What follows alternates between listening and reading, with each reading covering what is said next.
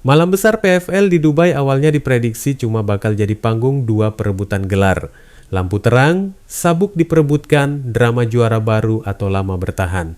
Tapi ternyata cerita yang paling bikin orang MMA angkat alis justru datang dari undercard, dari babak penyisihan, dari rombongan Dagestan yang datang bukan buat numpang lewat. 5 petarung dari lingkaran tim Khabib Nurmagomedov dan Islam Makhachev turun bertarung malam itu.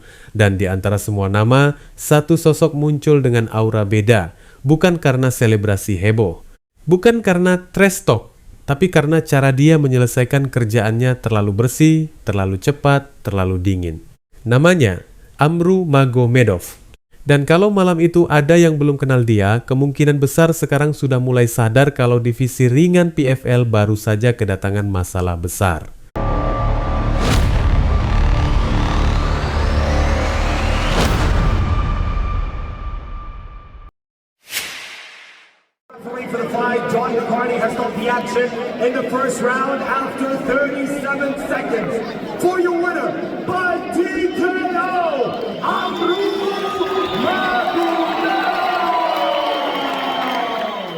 Teman-teman, Amru tuh bukan tipe petarung yang viral dulu baru jago. Dia justru kebalik. Levelnya naik dulu baru orang mulai sadar. Debut profesionalnya terjadi tahun 2017. Tapi fase naik drastisnya baru benar-benar terasa sekitar 3 tahun setelah itu. Sejak momen itu grafik karirnya nggak banyak goyang. Sebelum masuk PFL, rekornya sudah bersih tanpa noda. 9 kemenangan beruntun. Dan itu bukan hasil lawan kaleng-kaleng. Dia naik jadi juara di UAE Warriors, salah satu liga regional paling keras di Timur Tengah. Lebih gilanya lagi, sabuk itu nggak cuma dia ambil, tapi dia pertahankan 2 kali. Di dunia MMA, mempertahankan sabuk kadang jauh lebih susah daripada merebutnya. Dan di titik itu, orang dalam industri sebenarnya sudah mulai ngeh kalau Amru bukan sekadar prospek biasa, melainkan produk matang. Begitu PFL resmi mengontrak dia, banyak yang penasaran, tapi debutnya langsung bikin keraguan hilang. Lawannya, Colton Englund bahkan gak sempat masuk ke ritme. Serangan pembuka berupa tendangan badan keras langsung bikin momentum goyang. Lalu datang bantingan brutal yang mengakhiri semuanya. Total durasinya cuma sekitar 37 detikan, teman-teman. Yang bikin merinding itu malah bukan versi maksimal si Amru. Dia dikenal sebagai grappler kelas atas, banyak kemenangannya datang dari submission. Kontrol groundnya rapat, tekanan tanpa jeda. Dan transisi yang bikin lawan kehabisan oksigen mental. Tapi di debut ini, dia bahkan gak perlu masuk ke mode itu. Dan di MMA, petarung paling bahaya adalah yang bisa menang dominan tanpa harus buka semua kartu.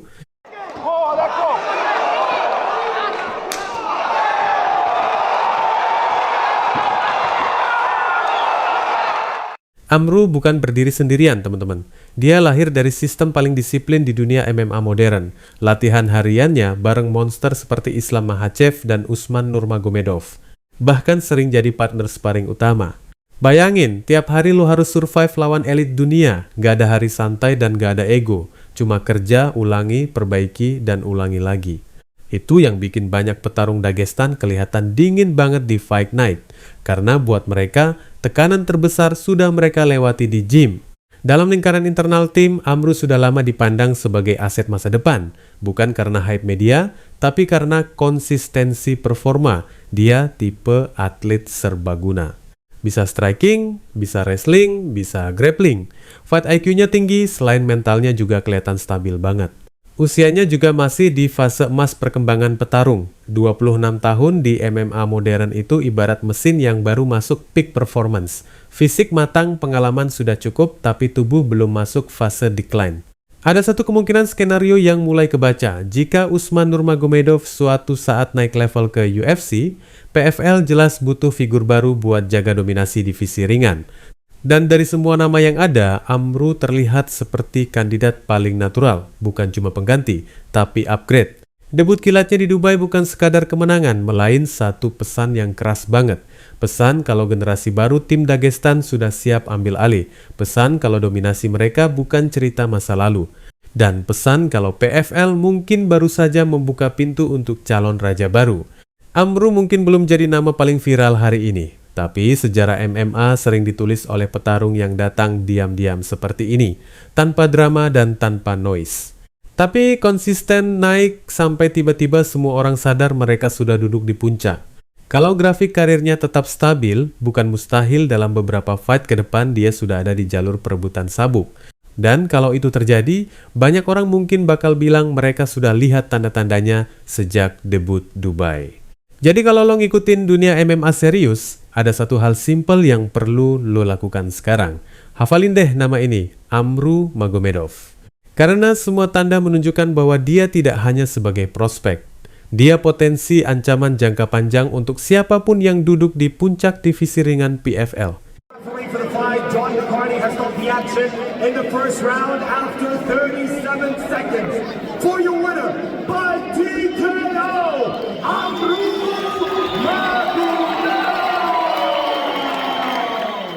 Kalau ngomongin PFL sekarang, rasanya nggak mungkin lepas dari aura dominasi keluarga Nurmagomedov.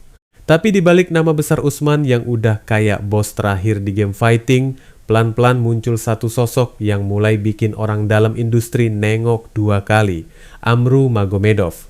Cara dia tarung, cara dia ngatur tempo, sampai cara dia ngontrol lawan di bawah tekanan, semua nunjukin kalau dia bukan produk kebetulan. Dia kayak proyek jangka panjang yang dibentuk pelan tapi niat, kayak senjata rahasia yang baru mau dibuka full. Teman-teman, obrolan soal Amru udah mulai naik level, dari cuma sebatas talenta bagus.